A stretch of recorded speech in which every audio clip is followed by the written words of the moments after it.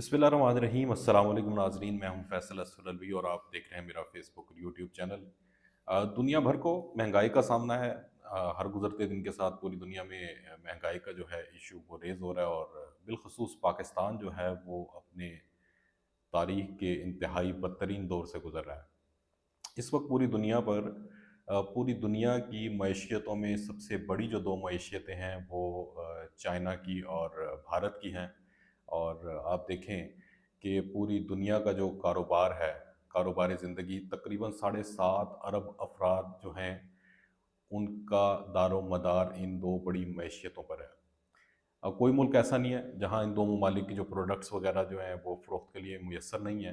चाहे वो किसी भी तरह की प्रोडक्ट हो, खाने पीने की चीज़ें हों, इलेक्ट्रॉनिक्स की हों या बाकी कोई दीगर चीज़ें हों। लेटेस्ट अपडेट्स हैं, एलन मस्क की जो टेस्ला कंपनी है वो भी इंडिया के अंदर एक बहुत बड़ी ह्यूज इन्वेस्टमेंट जो है वो करने जा रही है।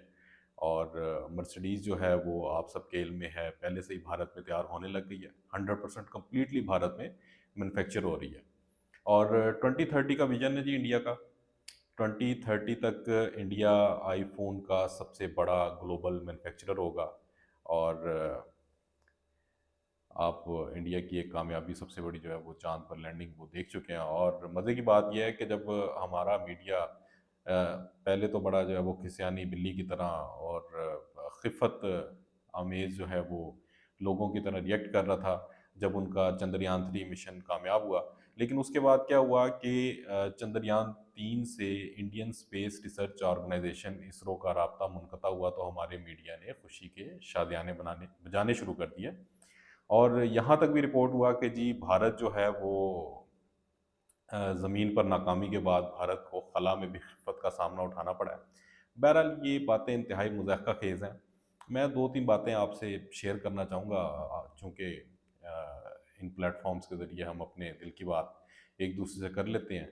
और मैं उम्मीद करता हूँ कि अगर आपके पास कोई सजेशन हो, कोई मौज़ू हो या आपकी कोई राय हो, आपका फ़ीडबैक मेरे लिए इंतहाई ज़्यादा अहमियत का हामिल है, तो आप कमेंट सेक्शन में भी बता सकते हैं और इनबॉक्स में भी मुझसे गुफ्तगू कर सकते हैं। अपना कोई मसला बयान करना चाहें तो वो भी आप आज़ादाना मुझसे पर्सनली शेयर कर सकते हैं। अच्छा, सूरत हाल ये है जी कि पाकिस्तान जो है वो, चूँकि सबसे बड़ा मसला पाकिस्तान का वो इमरान खान साहब हैं, कैदी नंबर 804 है। तो पूरे का पूरा पाकिस्तान, पूरी की पूरी रियासती मशीनरी जो है वो उनके पीछे लगी हुई है। और निगरान वज़ीर आज़म साहब, जिन्हें एक्सटेंशन कहा जाता है भाई लोगों की, तो उनका एक हालिया बयान आया है कि इलेक्शन जो है वो इमरान खान साहब के बगैर भी हो सकते हैं, यानी इमरान खान का मैदान में होना ज़रूरी नहीं है। अब ये तय करने वालों ने तय करना है कि कौन मैदान में होगा, कौन नहीं होगा। लेकिन एक बात तो तय है कि इस नूरा कुश्ती में, इस रस्साकशी में, इस खींचातानी में मुल्क का बेड़ा गर्क हो चुका है। मुआशी सूरत हाल दिन ब दिन दिगरगूं होती जा रही है।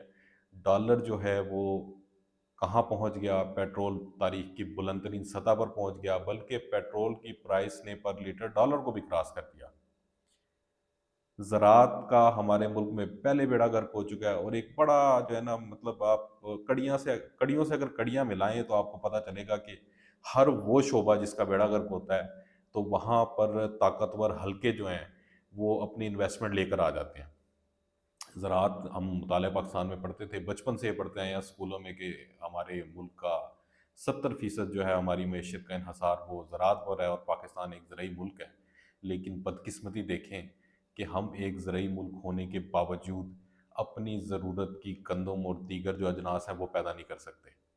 अब चूँकि ज़राअत का भी बेड़ा गर्क हो गया है, मुख्तलिफ़ जगहों पर हाउसिंग प्रोजेक्ट्स लग गए हैं, ज़रई ज़मीनें तेज़ी के साथ ख़त्म होती जा रही हैं। ये बड़ा सबसे बड़ा अलमिया है, ये कोई प्रोडक्टिव काम नहीं है दुनिया में, बल्कि पाकिस्तान के अंदर सबसे ज़्यादा आसान काम जो है वो ये समझा जाता है कि आप लैंड एक्वायर करें, लीगल वे में करें या आप उसके ऊपर कब्ज़ा करें, ठीक है? और उसके बाद वहाँ उसको डेवलप करके महँगे दामों अपना टैग लगाकर बेचना शुरू कर दें। ये कोई प्रोडक्टिविटी नहीं है। इससे मईशियत को किसी किस्म का वक्ती फ़ायदा तो हो सकता है, लेकिन देर पा फ़ायदा कोई नहीं है। देर पा फ़ायदा किस चीज़ में है कि वो आप अपने इंडस्ट्रियलाइज़ेशन के कौन से एरा में खड़े हुए हैं।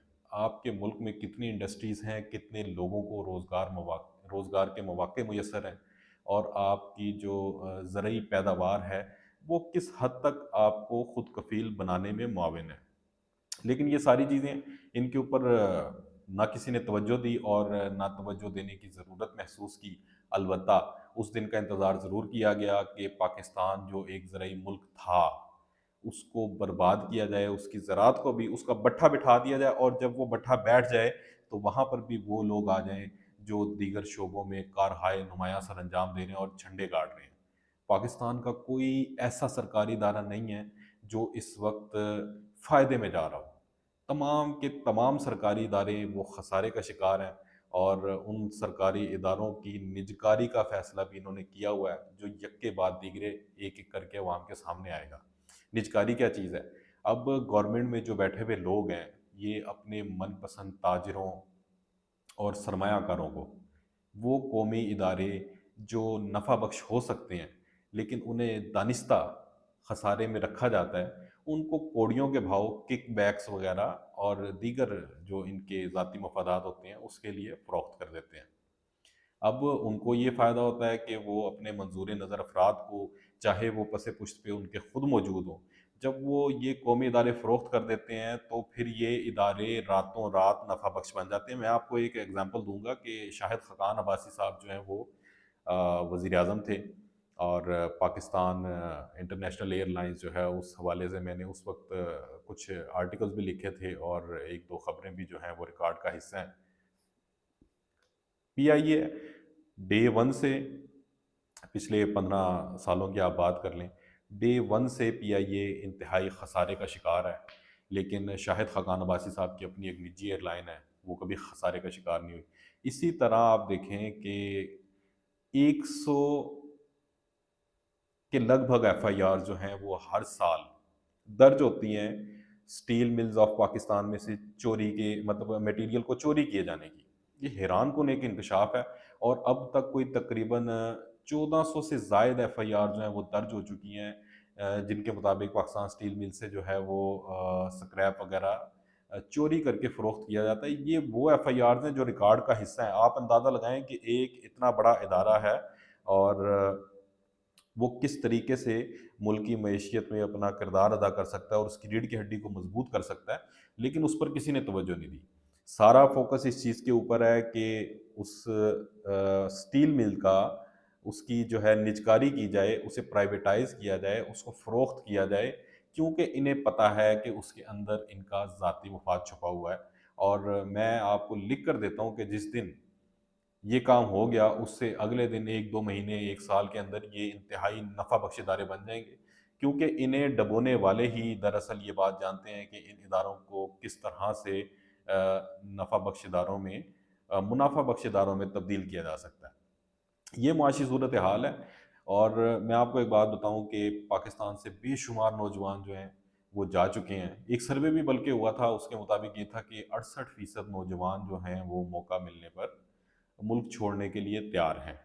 اور میری اس میں یہ ذاتی رائے تھی کہ جو بچ جانے والے 32% نوجوان ہیں، اگر وہ یہ کہتے ہیں کہ وہ نہیں جانا چاہتے ملک سے، تو وہ جھوٹ بول رہے ہیں، کیونکہ حالات ایسے پیدا ہو چکے ہیں کہ ہر شخص اپنے بہتر مستقبل کی خاطر، اپنے بچوں کے مستقبل کی خاطر، اپنے ملک کی خاطر، وہ اس سرزمین کو مطلب اس طرح سے برباد ہوتا وہ نہیں دیکھ سکتے۔ حالات یہ ہیں کہ اس وقت پاکستان کے مطلب دیوالیہ ہونے کا اعلان باقاعدہ نہیں کیا گیا، لیکن اس میں کوئی کسر نہیں چھوڑی گئی۔ تو کہنے کا مقصد یہ ہے کہ ان اگر حالات میں آپ نے سروائیو کرنا ہے تو پروڈکٹیو کاموں کی طرف آئیں، ملکی معیشت کو بہتر بنانے کی کوشش کریں۔ یہ حکمرانوں پہ، سیاستدانوں پہ اور اداروں کے اوپر تمام ملبہ گرانے کا نہ کوئی فائدہ ہے، اور نہ اس حوالے سے آپ کو واویلا کرنے سے کچھ ملے گا۔ میرا خیال ہے کہ ہم سب کو اکٹھے ہو کر جو ہے وہ کام کرنے کی ضرورت ہے، اور اپنے ووٹ کی طاقت کو استعمال کرتے ہوئے ان لوگوں کو نشان عبرت بنانے کی ضرورت ہے، اور اس چیز سے نکلنے کی ضرورت ہے کہ حکومت ہمارے لیے یہ کرے، حکومت ہمارے لیے وہ کرے۔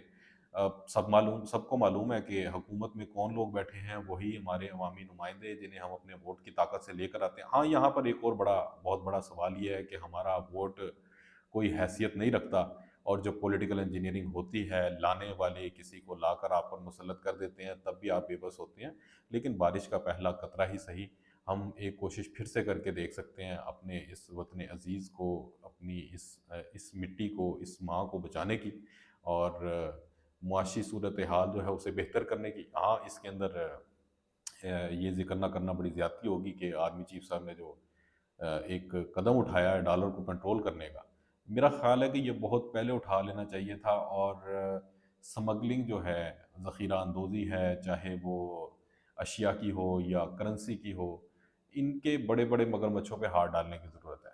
جو ٹیکس پیئر ہے انہیں فیسیلیٹیٹ کرنے کی ضرورت ہے۔ امید ہے کہ انشاءاللہ معاشی صورتحال بہتر ہو جائے گی، بس ہمیں اپنا کردار ادا کرنے کے لیے پہلا قدم اٹھانے کی ضرورت ہے۔ انشاءاللہ اپنے اگلے ولاگ میں آپ سے جلد ملاقات ہوگی، تب تک کے لیے اجازت دیجیے، اللہ نگہبان۔